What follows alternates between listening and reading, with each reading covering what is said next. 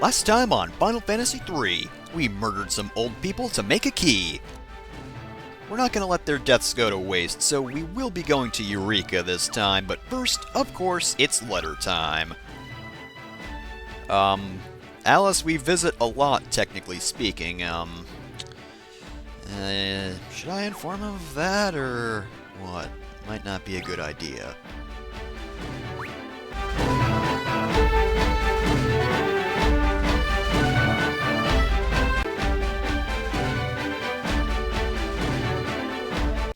Well, here are the letters.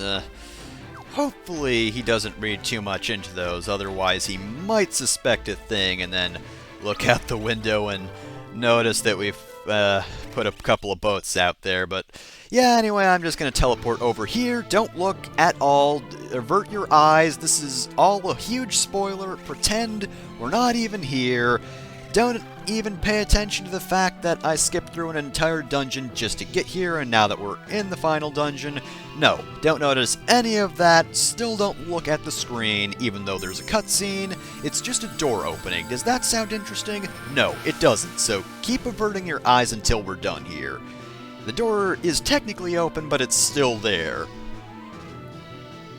Yep, we're gonna do this. Alright, you can look in just a second. Okay, we're teleporting, and now the screen's black. You can look again. We're no longer in spoiler territory.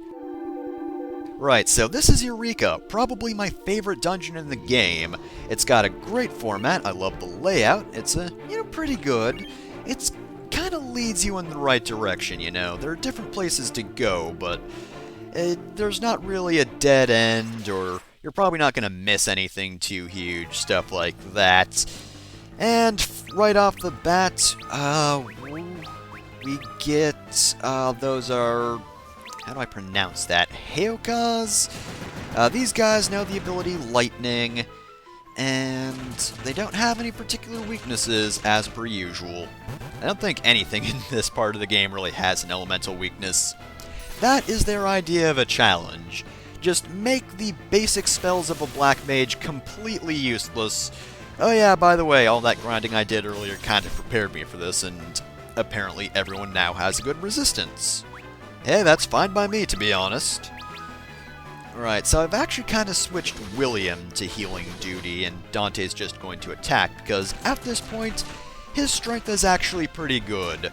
Also, he's going to get a lot of weapons in this dungeon, so he's going to be pretty damn powerful by the end of this. And his job level increased. That helps as well. Right, so the area itself looks pretty cool. I mean, I've said this before, but it's not the best looking game, so it doesn't look amazing, but with what they did, I think it does look pretty cool, even though everything is pretty low res. Yeah, it doesn't look the best, it's all grainy, stuff like that. But either way, though, it's one of the best looking dungeons in the game. And the music's not bad either. Both look and music, I kind of prefer the dungeon that we certainly weren't in earlier for that sort of thing. But, you know, this area doesn't look bad, and the music's pretty good.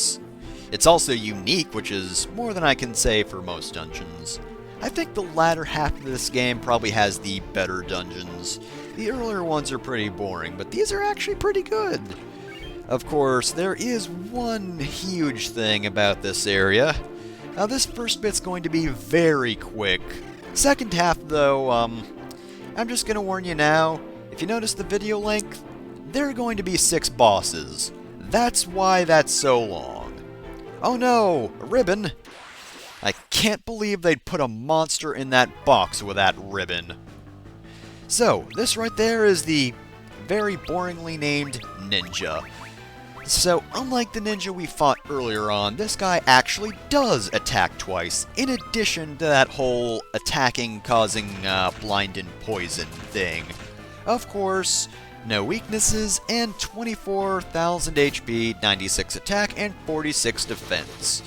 He's actually pretty weak, all things considered. I mean, Dante is poisoned now and fairly low on health, so this doesn't seem ideal. But, on the other hand, I swear this guy is really easy. At the very least, he is probably one of the easier bosses in the dungeon, though I wouldn't say he's the easiest, because I think I had to restart the recording because of him. Maybe only one, though. I forget by this point. It's been like a month, what do you want from me? Seriously though, he's not that bad. Like, that's some pretty high damage, but trust me, the other bosses are a lot tougher. And also, I might as well just use Bio at this point, because it does about as much damage as the other spells. Even the August spells are fairly powerful on their own, but since nothing really has an elemental weakness, yeah, just do all the high-level stuff and you'll be good. I honestly don't like that. Oh hey, how can we make this part of the game tough? Let's just completely negate a good number of the spells of the game by making it so nothing actually has a weakness, and oh look, he's dead. Seriously though, that's not really very good design. Yeah, let's just completely forget about that whole looking out for an enemy weak point thing in favor of just making everything not even that much more powerful. Like, it just removes something for you to do against enemies. It doesn't make them any stronger, because they're the ones attacking twice and causing status effects. Really, it is just taking away a method of actually doing very well against these guys. You know, I actually started playing Final Fantasy IV, the DS version, and without getting too much into that game, it is just so much better. Like, I already knew I liked that game, but I forgot how much better it is than this remake.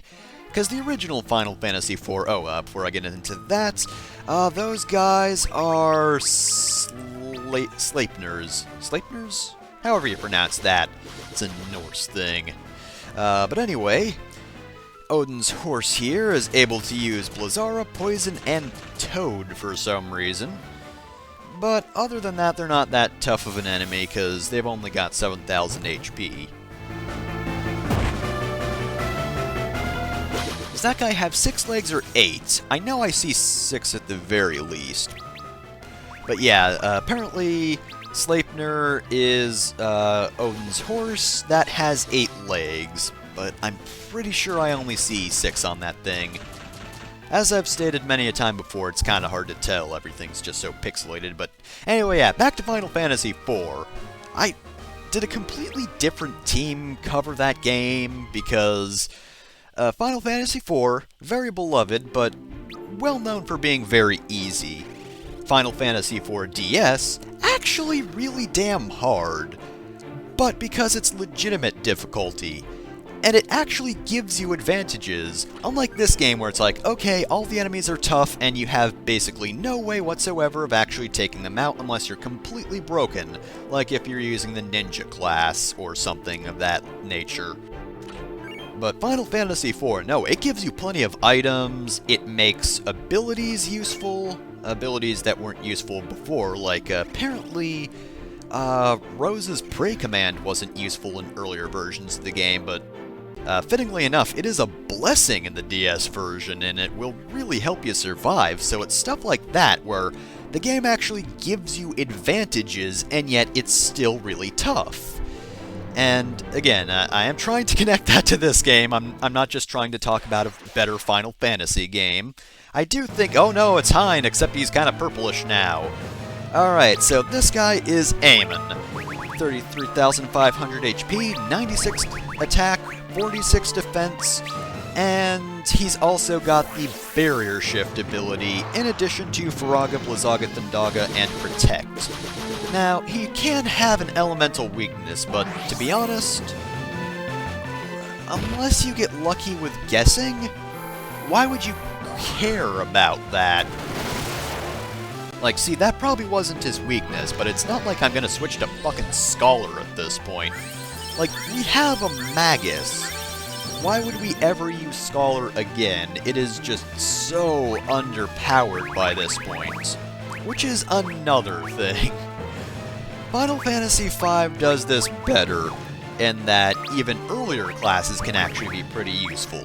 Like White Mages and Black Mages, there are no upgraded versions of those classes in Final Fantasy V. No, White Mage will always be useful until you finally learn White Magic level 8 or master the job, because I think you get White Magic level 8 on the second to last job level up, but either way, once you master it, that's when it becomes useless, and that's only because you can use its abilities somewhere else, and then you can just have another class heal, and even then its stats do make it a good healer, but of course you can also have a different magical class do that, you know. There are tons of ways to go about it, and yeah, Final Fantasy V is a little bit on the easy side, but I really don't mind it too much, because first off, after watching some Fiesta runs, just not having a healer makes things a whole lot more difficult, but there are just so many strategies that I'd never figured out before just because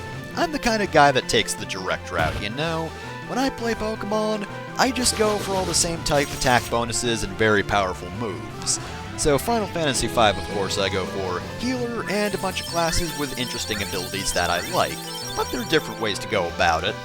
Doesn't really feel like that's the case, partially because you can't mix, like, abilities into other classes and stuff like that, and of course for the other reason of classes do just replace other classes, like the Magus and the Devout, mostly replacing white mages and black mages, not in that order, but the only thing that's different is white mages are slightly more powerful for some reason, like in strength, but that's just a really weird takeaway, because it's not going to make the white mage any more useful that can hit ever so slightly harder, because first off, it doesn't hit that hard in the first place, and second off, it doesn't use magic as well, and I really don't get that. And that's what they could have changed for Final Fantasy III if they put a little bit of effort into it. I mean, where did the effort go? Making bosses attack twice? They couldn't do that in the original game. That's something they added for this version. But they didn't really focus on anything else, like making the Scholar useful or trying to implement Final Fantasy V or really just other games in general. Their ways of going about the job system. Because I only just started playing Tactics, I haven't picked it up since I got past the first fight, but in that game I think you can mix class abilities. Not quite sure about that. I know Bravely Default lets you do that, but then again, Bravely Default is the best game, and I'm certainly not still bitter about that, why do you ask? But anyway, yeah. Even Bravely Default lets you do that. And, you know, from a mechanic standpoint, Bravely Default is pretty good for part of the game, and then the bosses later on get terrible, and of course the plot's off. Well, I need to get off that tangent, but yeah, even that game does it pretty well. That does seem like it's pretty inspired by Final Fantasy III. Art style, at least, it does look very similar to this game. And yet, all the way back then, this was the first time Final Fantasy III was ever released outside of Japan. You know, the original NES version was never released because, of course, this is Final Fantasy III. Final Fantasy IV was the second game that came to the United States and Europe and what have you. And then, was Final Fantasy II included in the PlayStation version? I always forget that. I don't think it was? Wait, no, it might have been. I forget. I don't bother with the PlayStation versions. They look kind of ugly, and the load times are terrible, so really, why even bother with those? But yeah, this is the first time anyone was ever able to play Final Fantasy III, and they really didn't do a very good job remaking it. Because honestly, like I said earlier, Final Fantasy IV does an absolutely fantastic job of making it fair, despite being difficult. Yeah, sure, lots of things counter you, but at the same time, you have different ways of going about things, so that you can maybe not negate those counters, but you can find workarounds for them.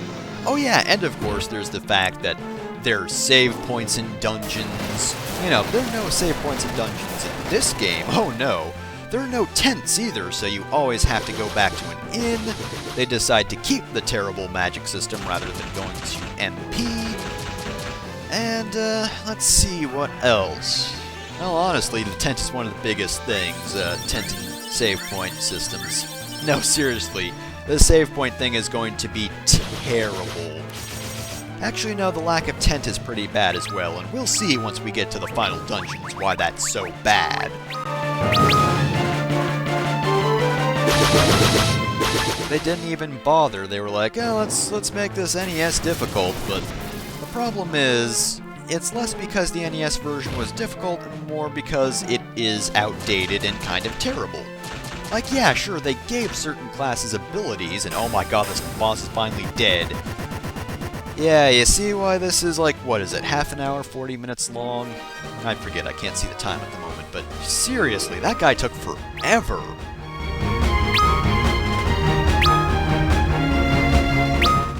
Pardon me for not talking for a moment, but holy crap, I needed a drink. And you know what? The Moonring Blade isn't even that good. I mean, it's decent for ninjas, and it is a weapon that allows you to be in the back row, so if you're into that, it can be pretty useful, especially since there are some pretty good back row strategies overall, but it's a weapon I'm never going to use, so woo, I just fought a very long, annoying boss for a weapon that's just gonna be in my inventory. Oh, and the Omnirod, that's actually really good. Because, if I'm correct, it is one of the two rods I'm going to use for William for a while. Okay, Gradual Petrification. It's not the one I was hoping for, but it is very powerful, so it does have its use in that sense. Now, this weapon, on the other hand, this is something I definitely want. Yep, it's the Masamune. Defeat me and I will be yours to wield, said the sword. Or rather, the woman inside the sword. So, Kunoichi here is a very annoying boss. 29,000 HP, 96 attack, 46 defense. And she has the spells Eureka and Haste, and oh, better yet, she's gonna use the Haste ability, giving her more attacks, and she attacks a third time! Yeah, what fun, right? And that Eureka spell does not make things better. I mean, you remember the last guy that used Eureka, right? Well, last gal, really, because that was Une, but still, yeah, remember when she was using that ability, or spell, rather? Yeah, this isn't exactly the most fun boss. Definitely one that gave me a lot of trouble and made me restart a bunch of times. On the bright side, 29,000 HP isn't that good, and her defense isn't really good either, so she's quick to kill if she doesn't kill you first. So basically, hope she chooses different targets every time, because that was 2 attacks on one person, and now Dante's almost dead. Thankfully though, Xavier does a lot of damage, so it is actually worthwhile to take some time to boost up. Just remember you can only boost twice. Boost a third time and you'll self-destruct.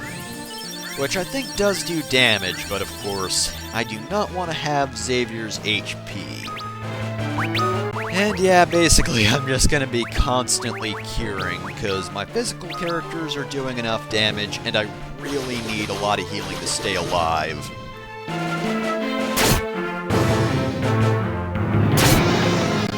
And okay, well, that's not the best sequence of events, but at least I'll be able to heal up. And oh, that did 9,999 damage.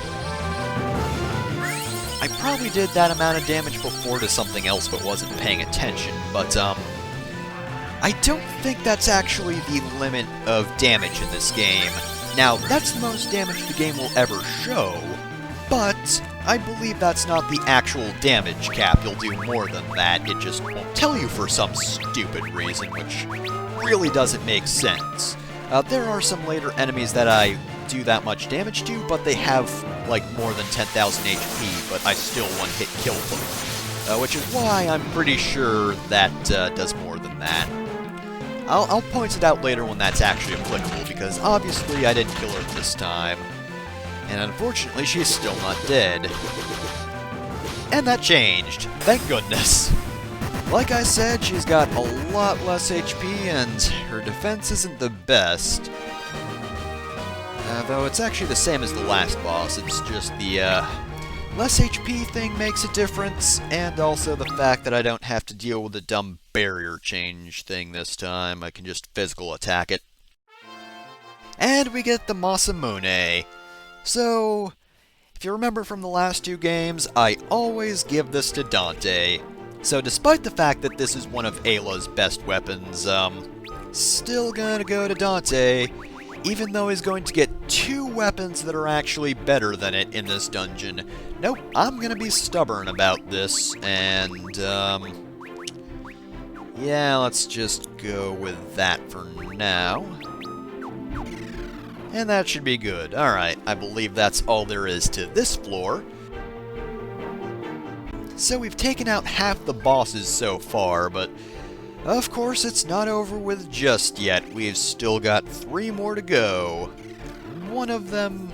Actually, no, I think 2 of them are very easy, and one of the easiest bosses is coming up on this floor. One of them, however, is a huge pain.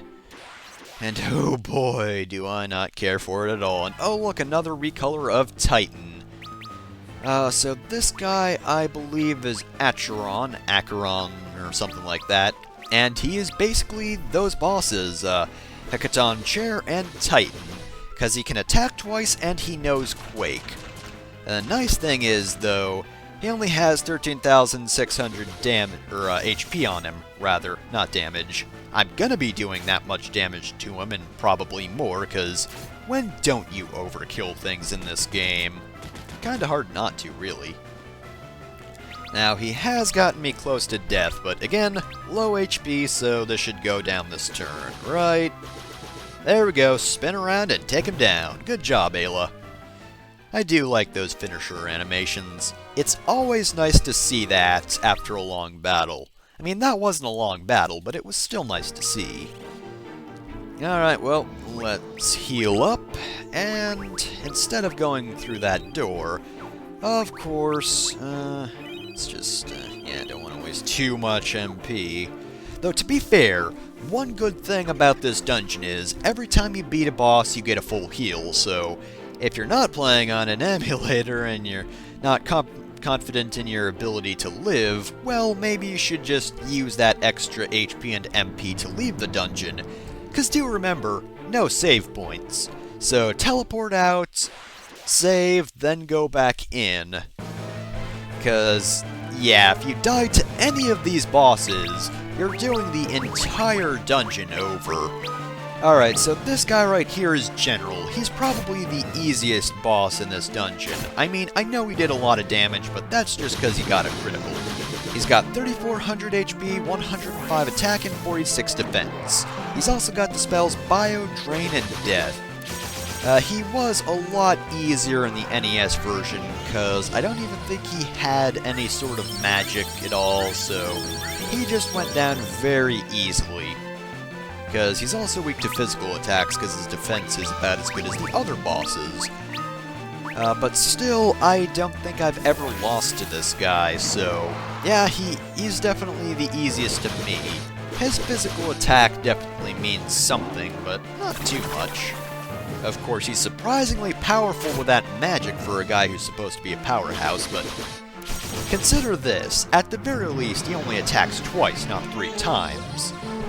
So, we've got that going for us, and really those spells he has aren't the worst. Oh no, no, no, the boss I've been alluding to.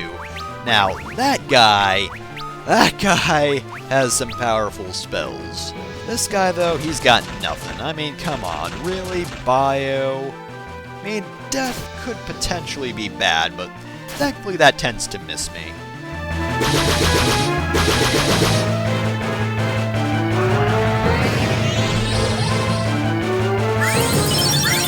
Oh dear God, I'm almost out of water. And still got quite a ways to go into this video, so, if I suddenly die of dehydration halfway through this, I'd be fairly impressed that I managed to get this video on the internet. Thank you for missing. But nonetheless, that probably will put a damper on things. If I suddenly go silent, just be impressed with my either ghost or zombie skills, but then mourn for my death, because it will have been a terrible one, because really, I don't want to die talking over Final Fantasy III.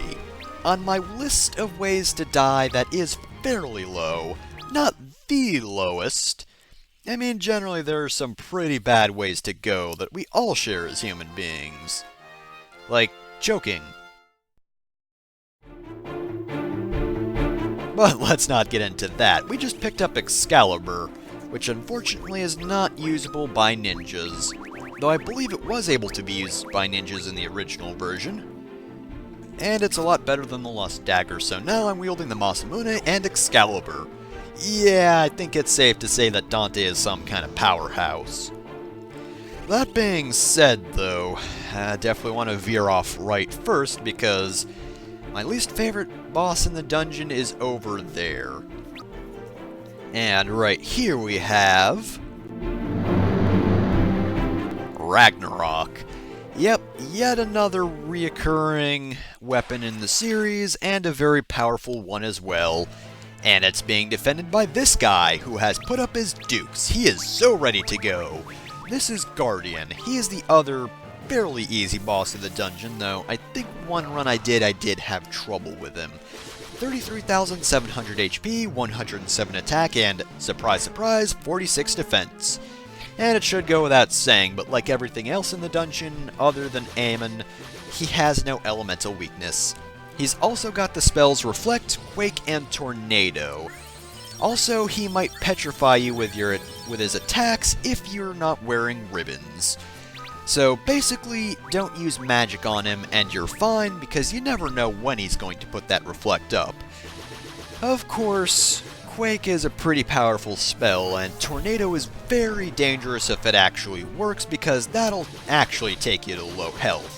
That's not like Eureka, which is just, oh hey, a very powerful wind spell that will knock you down to low HP. No, the thing about Tornado is, it will put you in like the tens of HP, if not ones. As long as he uses it second, you're not in too much danger as long as your healer is faster than he is, but if he uses it as his first attack and it works against everybody, well, on his second attack, everybody's dead. Of course, theoretically speaking, I'd imagine he'd be able to use Tornado, then Quake, but, you know, I could be wrong, and it hasn't happened to me as far as I can tell, or remember rather. I can't tell whether I have or not. No, that's a memory thing. Oh, there we go, yeah, see, 8 HP, that is incredibly dangerous, so, oh wait, no, right, William is slower than he is. And he is going to be slower than most of the bosses in the game. That is a bit of an unfortunate part about the Sage. Again, if you're looking for fast healers. Personally, though, for situations like that, I think having a slow Sage is actually very worthwhile, and that takes care of that. See, easy boss. As long as he doesn't do any sort of cheap trick like, you know, that theoretical Tornado then Quake thing I mentioned, you'll be fine. And we all leveled up, which is good because, oh boy, only one boss left, and despite the fact that I think Ragnarok is more powerful than Excalibur, and therefore I will have an even more powerful weapon for Dante, I mean, I could replace the Masamune since I think both of the weapons are tougher than that thing is, but just gonna ignore that. I believe this is more powerful, right? Let's see here. Yep, it is. Not too much, since my attack power is already pretty high as is, but it's still very good. And now we have the Elder Staff, which is a really good staff, but we also have one of my least favorite bosses in the game that isn't a final or secret boss. This is Scylla. I guess they got the multi-head parts right, but you're not on top of a cliff across from a whirlpool, so I don't know what your deal is. Nice apron, though. Anyway, Scylla here has 35,000 HP, 104 attack. That's a lot of attack, by the way. 46 defense, electricity. But seriously, it has Thundaga and Kyoraja, meaning, yeah, she can heal herself. But the worst part is, she has two spells which are basically a guaranteed one-hit kill. Holy and Flare. Oh, and by the way, she can also petrify you with her attacks, but I got a lot of ribbons, so I can prevent most status effects by this point. But yeah, this is not a fun boss because it's not a question of if she'll use Flare or Holy, or at least it was for me, or wasn't rather. No, it's a question of when she will. At some point in the battle, she will just kill someone in one hit. And let me tell ya, it's not fun when that happens. I can heal as much as I want, but at some point or another she will kill somebody, and I'm kinda hoping it's Ayla just because I'd really like to keep up with healing. Would be nice. I'm not betting on it. I bet she's gonna kill William or Dante, as she did plenty of times in my other runs. Thankfully, though, that did more than 9,999 damage, as I said before. And nope, she went for Dante. Goodbye. Yep. How am I supposed to survive that? I guess I'm not.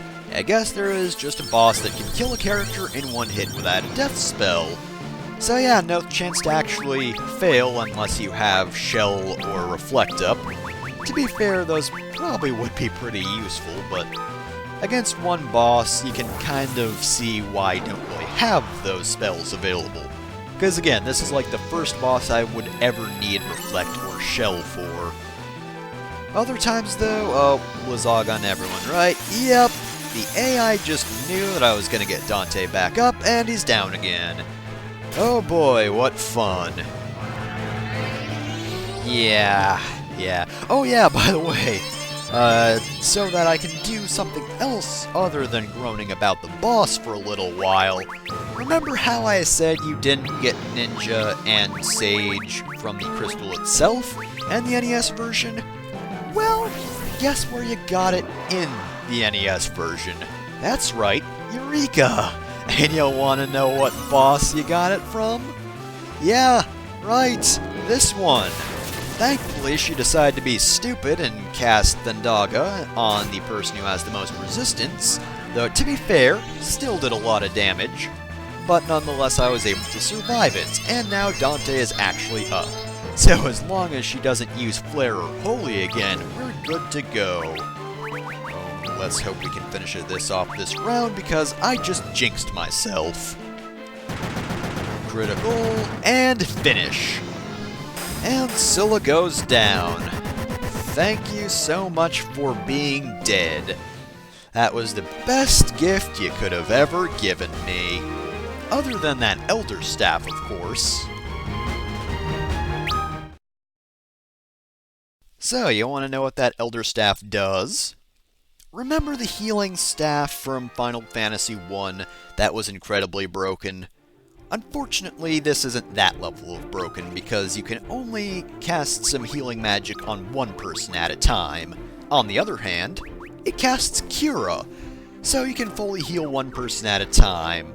So yeah, now I have just like a free action for William to do if he doesn't have anything else, and generally against normal enemies he doesn't have much to do, so yeah, that's good. Now, there are no enemies on this floor because this is actually a shop, and thank God for that. We are done with a dungeon other than just purchasing stuff. And since we've beaten the toughest boss here, that means if we ever need the stuff from this dungeon again, which includes Flare, Death, Meteor, Tornado, Arise, and Holy, all of those spells except Tornado and Death are useful. I think Tornado may be slightly more useful in that it's not instant death, but honestly, I'm gonna guess its fail rate is still pretty high. Either way though, damn good spells, and this is the only place to purchase level 8 spells up. Don't look at any of those summoning magics. They're not spoilers or anything, no, they just don't exist. They're a figment of your imagination. There isn't even a man there, what are you talking about? There's also a hidden shop which you'll want to keep in mind because it sells shurikens, and crystal armor as well, and the Apollo harp, which is the final harp in the game, I believe, right?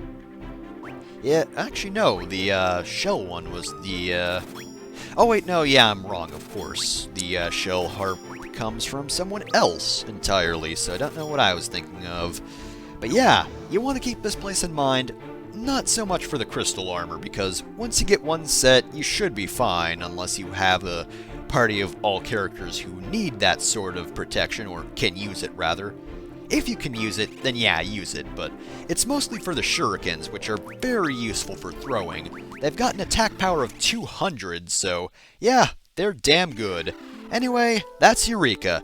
Next time on Final Fantasy III, we're gonna start doing some Mognet stuff at last. Took me, what, the entire game? But we're finally getting around to it.